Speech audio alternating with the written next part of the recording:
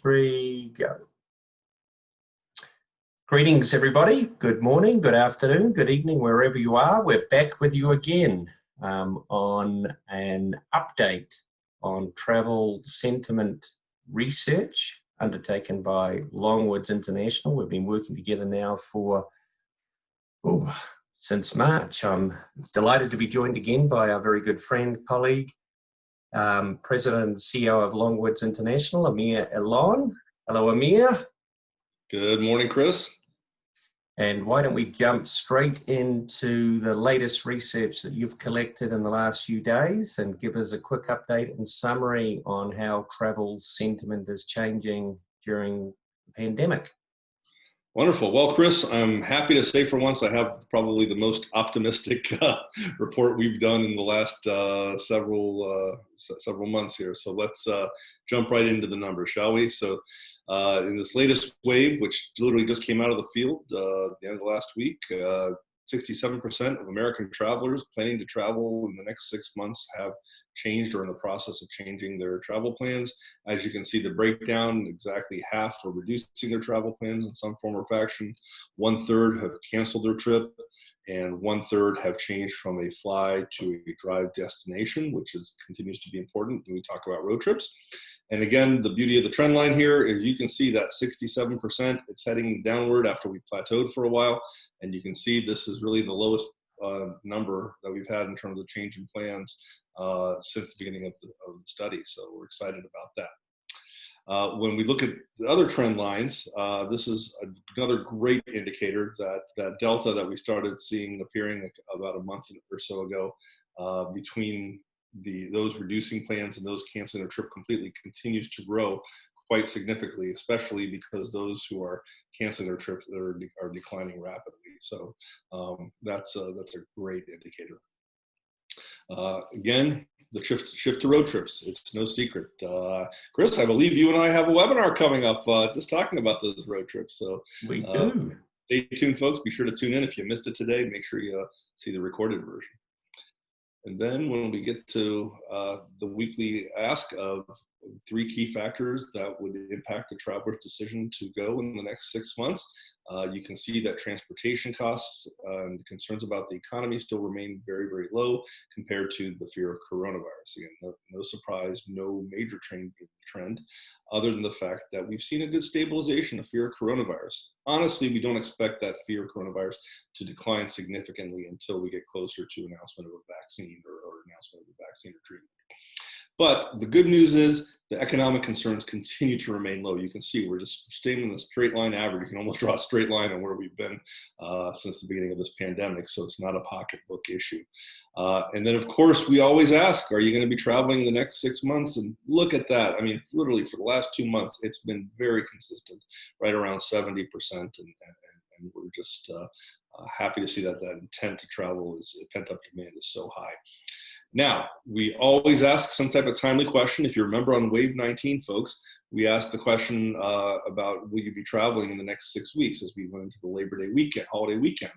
And sure enough, we saw that well over 65% of Americans were planning to do, traveling Americans were planning to do some type of travel in the next 6 weeks, so September, October. And so we dug a little deeper. What type of travels are they going to be taking? You can see that visiting friends and family still remains a top priority. Road trips, there they are again, road trips, almost 60% right there. And then when you look at the more specific activity types, you can see that the outdoors, visiting parks, viewing fall foliage, hiking and biking, follow that, as well as going to all types of historical, cultural institutions, museums, things like that. So very encouraging. And for those of you planning marketing plans for fall, if you're doing any local or regional marketing, focus on those assets, obviously. Perceptions of safety and travel. This is perhaps the most encouraging news we've seen. While we're still divided on certain issues, you can see that that the yays are starting to outgrow the nays. The yays are on the uprise on support for opening up communities, visitors, traveling outside the community, and dining and shopping locally. Let's look at those trend lines real quickly. So support and opening up community visitors, that remains steady. We still want to see that go over the 50% threshold for a lot of obvious reasons. So fingers crossed that will continue to rise in the next few weeks. Feeling safe outside the community, we can finally say that half of American travelers do feel safe to travel outside their community, and that's a very, very good thing. Don't need to explain that. But this, to me, is the real story of resident sentiment, is that these travelers are telling us that the majority of them are now telling us that they feel safe dining and shopping in local restaurants and retail outlets. And what that means for us is it means that the consumer confidence is starting to grow. It means that traveler confidence is starting to grow, and that leads to stimulation of local regional economies. And of course, we can expect that traveler then to start progressing down the path to day trips, overnight trips, longer getaways, etc. So baby steps, a long way to go still, but that's my story and I'm sticking to it this time, Chris.